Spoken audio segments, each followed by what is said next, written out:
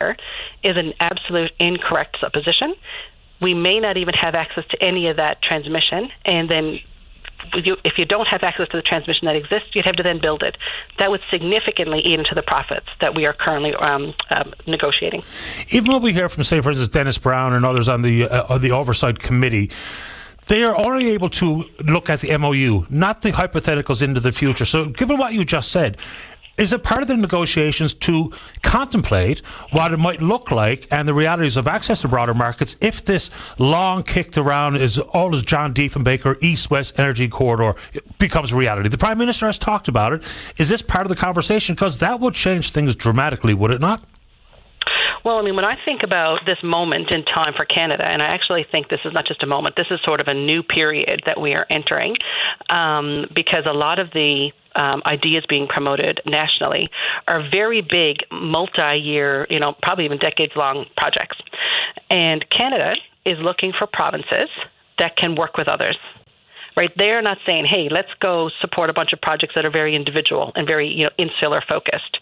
They are looking for projects that are national building projects. So that doesn't mean, you build something necessarily within your own province and that's going to get a lot of support from Canada.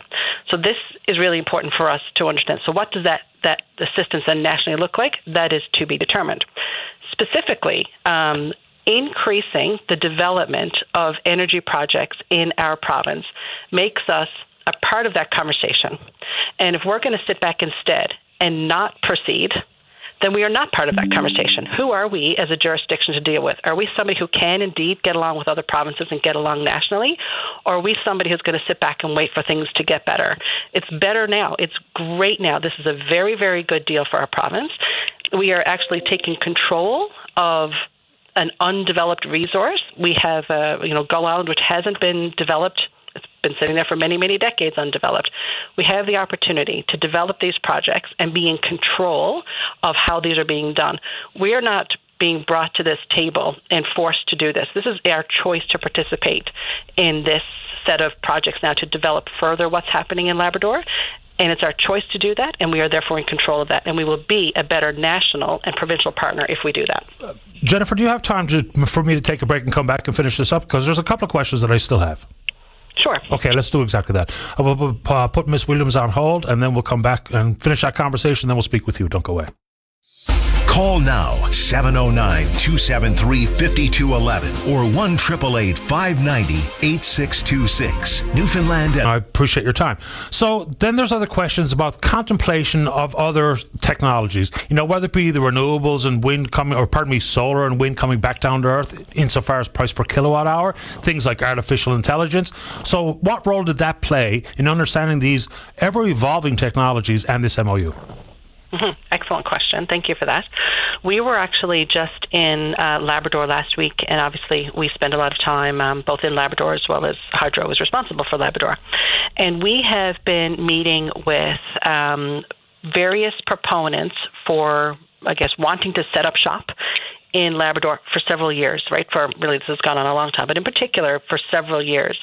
And we have people who are kicking the tires and who would love to get power for a cent a kilowatt hour. And after a meeting or two, they quietly go away. And then we have people who are very, very serious about setting up shop or expanding shop in Labrador. And obviously, we're meeting with the usual suspects. There's studies ongoing right now with proponents in Labrador for us to expand the development in Labrador. So that is very active. However, none of those megawatts that we've negotiated in the MOU, which is a quadrupling of megawatts in Labrador, none of those megawatts are currently officially spoken for. So, of course, if a AI project comes along, if that's the one that we would want to contemplate or look at, I think it's significantly a public policy decision, like what is the right customer for us to encourage. Then we have those megawatts. Right now, we have 525 megawatts, and we are going up to 1,990. So it's essentially a quadrupling.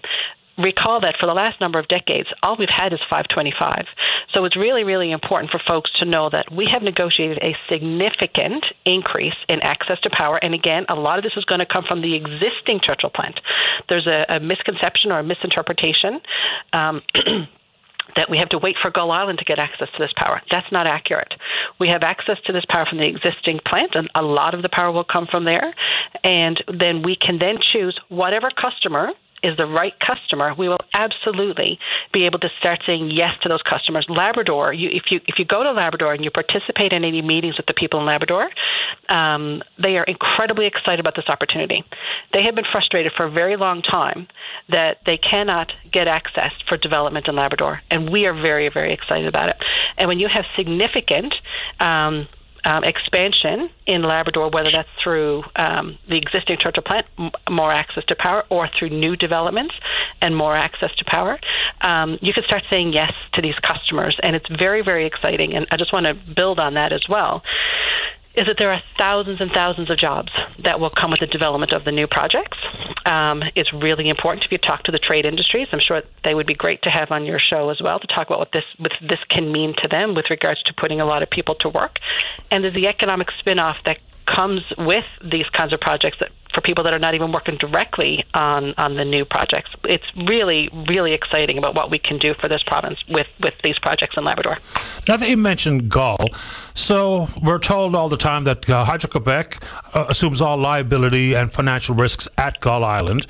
But where does the province actually have financial risk? Because we're not, risk-free in this deal, whether it be expansion at the Upper Churchill and the transmission projects, as I understand it. So where exactly are we assuming financial risk? I don't know if I agree with the premise of the question, where are we assuming financial risk? I mean, if you look at one of the fundamental principles when we approached this negotiation was that the province cannot take on this financial risk. There's again an inference or a supposition. Let's develop Gull Island with somebody else. What does that look like? Does that look like the province then has to invest $25 billion just for the plant itself to develop it, or go it alone? And certainly we did that with Muskrat Falls. We went it alone. Or does it that you have to do it with another third party? So you get another third party to come in and develop a major hydroelectric facility in your province. What is that going to look like for other people? With Gull Island, we have negotiated that Hydro-Quebec will pay us $4.8 billion to pay for our equity. So that's where, when we say that the financial risk is resting with Quebec, we are not using taxpayer money to develop, to put the equity in to get that project going. Then, for the costs of when that project then is run and it has all of its operating costs, which includes the payment of its debt and that sort of thing, all of those costs are going to be paid for by the power purchase agreement. And so you're going to have our return to our province, because we're going to make money on this project as well, even though we didn't put in our own money in equity. So we're going to make money on that, the cost to run it, the cost of paying people to work there, the cost to have, contractors come in and change out a transformer. All of those costs are going to be paid by the off-taker, are going to be paid by primarily Hydro-Quebec, or if our province chooses to use some of that power, paid for by us. So the risk there is absolutely Quebec's. And that is why we thought it was important, and Quebec are in agreement, that they would project manage that project. They have a lot of these projects under their belt, and they have a proven record of doing a great job in developing these projects. What better partner could we find than Hydro-Quebec with regards to building a very large hydroelectric plant? They've just completed some over the last couple of decades with great results. These are a great partner for us to take this on, and for them to have to do the project management and therefore assume the financial risk associated with it. What percentage of responsibility does Newfoundland Labrador Hydro have with transmission lines? So Newfoundland Labrador will be the constructor and the project manager for the transmission line that's within our province. And we've done transmission lines this is going to be an AC line, not a DC line, there is a difference. The LIL is a DC line, is very different. We hadn't done it before. We've got a lot of AC line construction under our belt. And the last one that Newfoundland Labrador Hydro did, parking the LIL, because that was a DC line, was TL 267. We did that on time and on budget. And so this is a fairly straightforward line that will be constructed in Labrador from the generation assets to the border. So we are taking on the responsibility to do that. And the reason why we feel comfortable doing that is because we've got a good record of constructing AC lines in our province. And so that's 100% responsibility. 100% responsibility and 100% ownership. There's 100% ownership of that as well. And so therefore we will get all of the returns associated with that line and the profit associated with it. I believe this is true. Correct me if I'm wrong. So when we talk about the additional turbine at Bay d'Espoir, and following along with Justice LeBlanc's recommendation of a full review of any project over $50 million, if that's the case at Bay d'Espoir, why is it not the case with this hundreds of billions of dollar deal? So this deal is a deal that is for a set of assets that are not subject to the Public Utilities Board review. And also, the Public Utilities Board is in place to protect the ratepayer. It's my understanding that their mandate does not currently have I'll call it an export resource project. So Gull Island is essentially an export project, just like an oil and gas facility would be or something along those lines. So the Public Utilities Board purview is for ratepayer protection. So that's when they step in. So they, very closely examine Hydro's investments, as we're seeing with, for example, as you mentioned, Bay d'Espoir rate. They very closely examine all of Newfoundland Power's costs, all of our normal routine costs, because those indeed affect the ratepayer. So that is the current accountability for the Public Utilities Board. For any costs that we do incur, it's floating around out there that Hydro-Quebec will be the lender, whether it be for the AC line, the transmission lines that you describe, or any other work to be done. Is that the case? Are we borrowing money from Hydro-Quebec? The exact financing mechanism for the large development projects is currently under negotiation with Hydro-Quebec. So that is to be determined over the course of the coming months alongside with them. But that is something that also needs to be clarified, is that Newfoundland and Labrador will not be required to carry the debt for Gull Island on its balance sheet. And so that is another, I think, misrepresentation or mischaracterization that's being inferred, is that we will now have to take on $25 billion of debt for Gull Island, and that is simply not accurate. So, but for other monies, for construction of transmission or the expansion of the Upper Churchill, will any money that we have to spend, will that be borrowed from Hydro-Quebec?